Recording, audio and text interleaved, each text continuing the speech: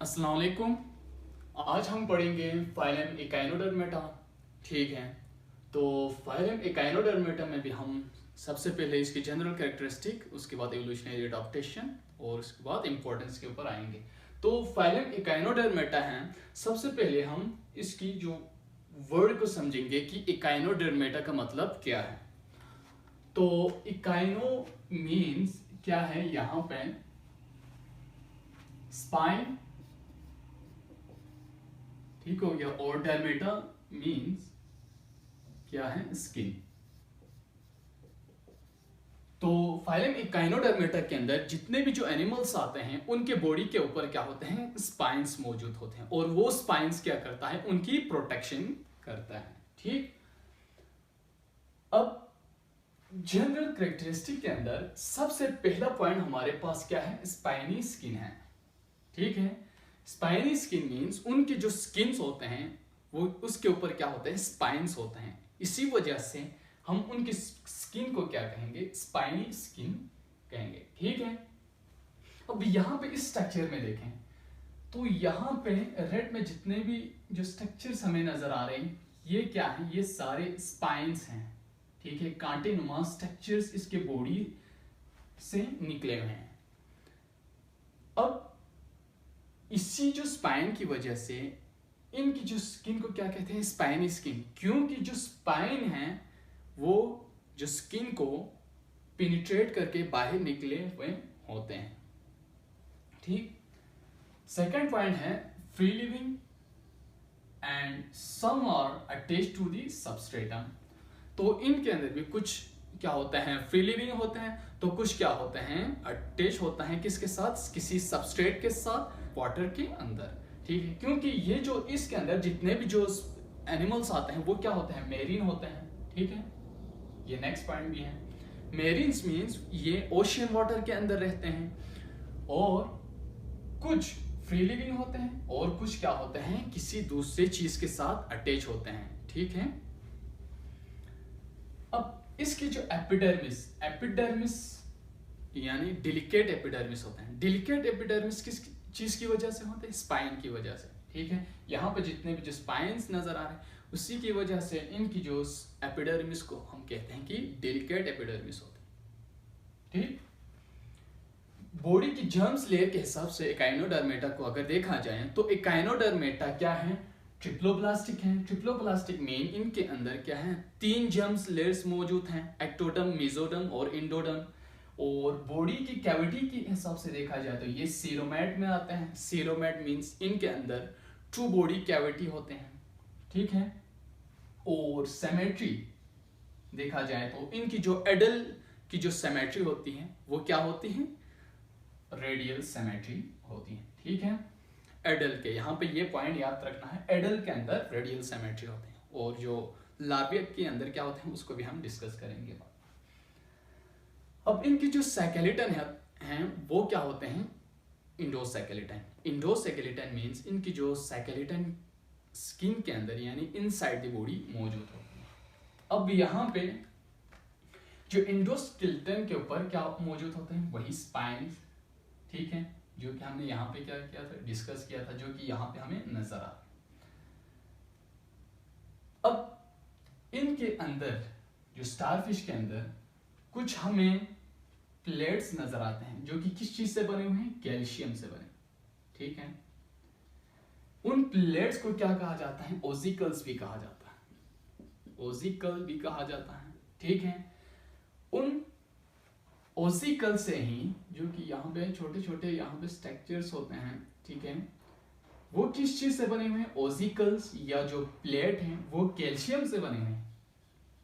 वो किस चीज से बने हुए हैं, वो प्लेट यहाँ पे हमें नजर आ रहे हैं वो कैल्शियम से बने हुए हैं। लेकिन यहाँ पे जो स्पाइन है, ऊपर जो स्किन के ऊपर हमें जो स्पाइन नजर आ रहे हैं वो कहाँ से निकले हुए हैं, वहां पे जो प्लेट है इनर साइड पे, यहाँ पे जो प्लेट्स मौजूद होते हैं या ओसिकल्स मौजूद होते हैं, वहां से क्या होते हैं, उसकी ओरिजिनेशन होती है किसकी, स्पाइन की। ठीक है, इसलिए इनकी जो सैकेलिटन है उसके ऊपर हम क्या कहते हैं, spine bearing calcium rich plate या ओसिकल्स। ठीक है, वो एक्ट एज अ एंडोसेकेलेटन के तौर पर एक्ट करता है किसके अंदर, फाइलम एकाइनोडर्मेटा।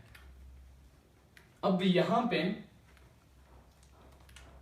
जो माउथ मौजूद होते हैं उसको हमने क्या नाम दिया, ओरल साइड, और जिस साइड पे एनएस है वो क्या है, aboral side. Aboral side means यहाँ पे जो स्टार फिश है, फॉर एग्जांपल हमें यूं स्ट्रक्चर, ऊपर वाली जो स्ट्रक्चर है वो टॉप जो वाली जो साइड है उसको क्या कहते हैं, एबोरल साइड, जहाँ पे क्या होता है स्पाइंस वगैरह मौजूद होते हैं। और जो बॉटम साइड पे इसकी क्या होता है, माउथ मौजूद होते हैं, जिसको ओरल साइड कहते हैं। ठीक है, बॉटम साइड पे माउथ मौजूद होते हैं और जो टॉप साइड पे क्या मौजूद होते हैं, एनस मौजूद होते हैं स्टारफिश। अब नेक्स्ट पॉइंट है आर्म्स। अब यहाँ पे जो स्ट्रक्चर हमें नजर आ रहे हैं वो क्या है, ये सारे आर्म्स हैं किसकी, स्टारफिश की। ये हमारे पास जो स्ट्रक्चर है वो स्टारफिश की है ना। अब इनको आर्म्स कहा जाता है। आर्म्स निकलते हैं कहाँ से, एक सेंट्रल डिस्क से। ठीक है, सेंटर वाले एक रीजन है यहाँ पे, उसको सेंट्रल डिस्क कहा जाता है, जहां से क्या निकलते हैं, ये आर्म्स निकलते हैं। ठीक है, अब coelom consist of space and canals. इनकी जो सीलोम है, एक तो स्पेस, ठीक है, दूसरा क्या है, कैनल्स पर ये मुश्तमिल होती है। अब यहां पे हमने एक पॉइंट याद रखना है, वाटर वेस्कुलर सिस्टम। ठीक है, इनके अंदर जो फाइलम इकाइनोडर्मेटा के अंदर ब्लड सर्कुलेटरी सिस्टम, यानी कि ब्लड सर्कुलेटरी सिस्टम बहुत ही रिड्यूस फॉर्म में होते हैं। इनके अंदर जो वाटर सर्कुलेटरी सिस्टम होते हैं, जो कि क्या करता है, जो वाटर इनके पूरे बॉडी के अंदर रन करता है। रन करने के बाद ये किस चीज को प्रोवाइड करता है, एक तो ऑक्सीजन को प्रोवाइड करता है, तो दूसरा किस चीज को प्रोवाइड करता है, फूड को प्रोवाइड करता है। ठीक है, अब यहाँ पे जो वाटर किस तरह इनके बॉडी के अंदर इंटर होगा, अब इस स्ट्रक्चर से हम समझेंगे। अब यहाँ पे जो स्ट्रक्चर हमें नजर आ रहा है, जो सिव ट्यूब्स लाइक जो स्ट्रक्चर, यहाँ पे एक स्ट्रक्चर है जिसको क्या कहा जाता है, मेट्रीपोराइड कहा जाता है। अब मेट्रीपोराइड कंट्रोल करता है इसकी बॉडी के अंदर वाटर की एंट्रेंस को। ठीक है, मेट्रीपोराइड इसके बॉडी के अंदर वाटर की एंट्रेंस को कंट्रोल करता है, और जो मेट्रीपोराइड आगे जाके एक कैनल के साथ अटैच होता है, जिसको क्या कहा जाता है, स्टोन कैनल। ठीक है, अब यहाँ पे जो कैनल नजर आ रहे हैं, जो कि मेट्रीपोराइड अटैच हैं, उसको क्या कहा जाता है, स्टोन कैनल। ठीक है, अब जो स्टोन कैनल आगे जाके रिंग कैनल के साथ अटैच होता है। रिंग कैनल यानी ये वाली जो स्ट्रक्चर हमें नजर आ रहा है वो क्या है, हमारे पास रिंग कैनल।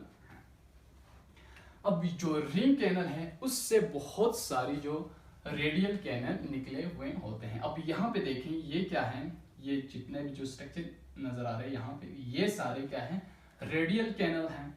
इसके थ्रू वाटर रन करेगा इनके पूरे बॉडी के अंदर, और वाटर की किस चीज को प्रोवाइड करेंगे इसके बॉडी को। ठीक है, वाटर एक तो ऑक्सीजन को लेके जाएंगे, दूसरा फूड को लेके जाएंगे। ठीक है, अब यहाँ पे ट्यूब फीड की बात की जाए तो ट्यूब फीड क्या है, यहाँ पे जितने भी जो स्ट्रक्चर्स हमें नजर आ रहा है, ठीक है, ये पूरा क्या है, ट्यूब फीड है। ठीक है, अब सिंगुलर क्या है, ट्यूब फूड। ट्यूब फूड की दो रीजन है, एक है ट्यूब फूड की जो स्ट्रक्चर बनाएंगे, सबसे पहले हम इस तरह इसकी जो स्ट्रक्चर्स मौजूद होते हैं, ये इस वाले रीजन को कहते हैं पोडियम, इस वाले रीजन को पोडियम, और इसको क्या कहा जाता है, एम्प्यूला। ठीक है, अब ये जो पोडियम है वो आउटसाइड द बॉडी मौजूद होती हैं, यहाँ पे जो कि बाहर निकले हुए हैं, पोडियम वाली साइड वो बाहर निकले हुए होते हैं, और जो एम्प्यूला है वो इनसाइड द बॉडी मौजूद होती है। अब जो ट्यूब फीड है वो एक्सक्रीशन में भी हेल्प करता है और रिस्पायरेशन के अंदर भी हेल्प करता है। ठीक हो गया। नेक्स्ट पॉइंट है सेक्सेस। इनकी जो सेक्सेस हैं वो स्प्रेड होते हैं, स्प्रेड ये मींस अलग होते हैं, और इनके अंदर फर्टिलाइजेशन का प्रोसेस क्या होता है, external fertilization. External fertilization means जो मेल है वो वाटर के अंदर स्पर्म देंगे, वाटर के अंदर यहाँ स्पर्म रिलीज करेंगे, और जो फीमेल हैं वो वाटर के अंदर एग रिलीज करेंगे। बाद में उनकी जो फर्टिलाइजेशन होगा उसको हम क्या कहेंगे, एक्सटर्नल फर्टिलाइजेशन, क्योंकि वो फर्टिलाइजेशन कहाँ पे हो रहे हैं, वाटर के अंदर, यानी आउटसाइड दी बॉडी हो रहे हैं। ठीक, अब नेक्स्ट है bipinnaria and ब्रांकियोलेरिया।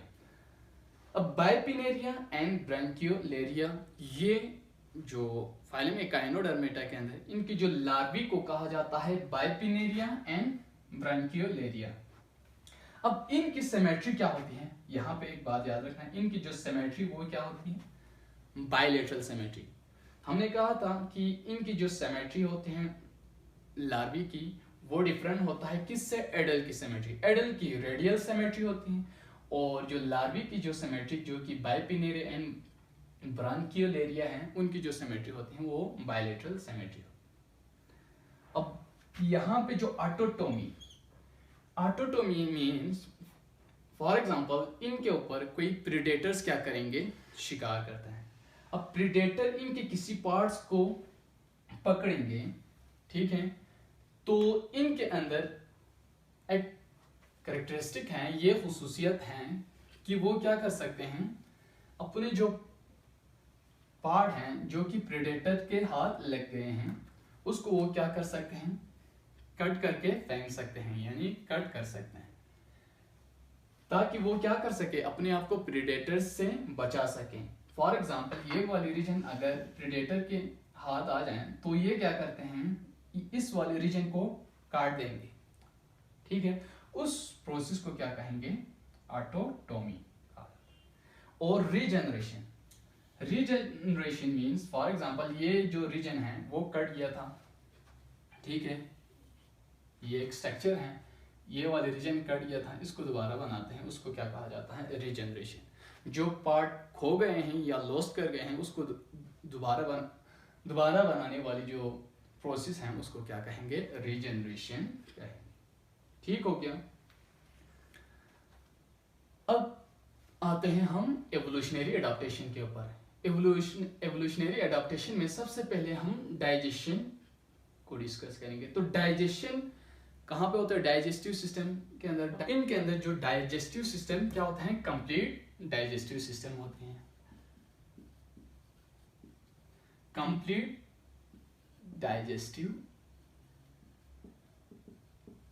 System. Complete digestive system means एक माउथ मौजूद होते हैं, ठीक है, प्लस क्या होता है, एनएस, उनको हम क्या कहेंगे, कंप्लीट डाइजेस्टिव सिस्टम कहेंगे। ठीक, नेक्स्ट पॉइंट है रिस्पायरेशन। अब रिस्पायरेशन हमने क्या कहा था, एक तो ट्यूब फीट के थ्रू होते हैं, ठीक है, रिस्पायरेशन इनके अंदर।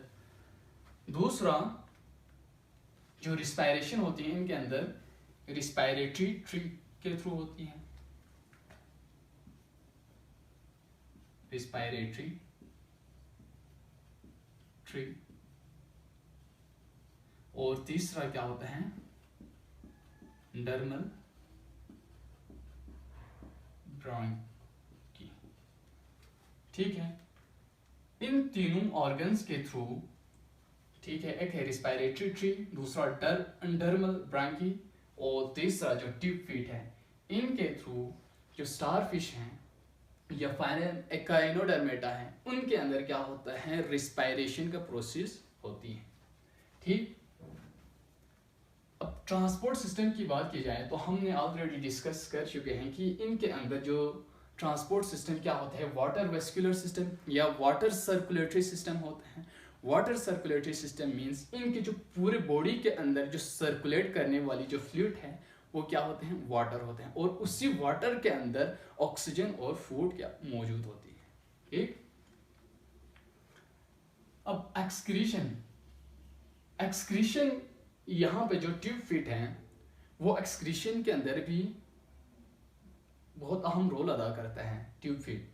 अब ट्यूब फीट की जो एक हमने कहा था पोडियम, ठीक है, ये नीचे वाली रीजन को हमने पोडियम कहा था, ऊपर वाली एम्प्यूला कहा। अब ये पोडियम आउटसाइड द बॉडी निकले हुए होते हैं, और इसके थ्रू क्या होते हैं, एक्सक्रीशन का प्रोसेस भी होती है, किसके अंदर, यहाँ पे स्टारफिश के अंदर, ठीक है। स्टारफिश को हम फाइलम इकाइनोडर्मेटा के अंदर एज एन एग्जांपल लेके हम यहाँ पे स्ट्रक्चर वाइज और इसके अंदर जो ऑर्गन्स हैं उनके फंक्शन को यहाँ पे समझ रहे हैं, ठीक है। अब उसके बाद आता है नर्वस सिस्टम।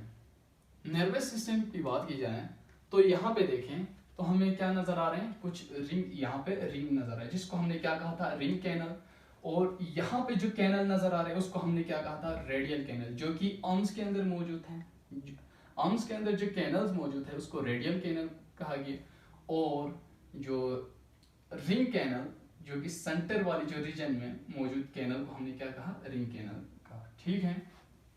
अब बिल्कुल इसी जो रिंग कैनल की जो पैरेलल में नर्व रिंग मौजूद होते हैं, ठीक है। एक तो नर्व रिंग मौजूद होते हैं,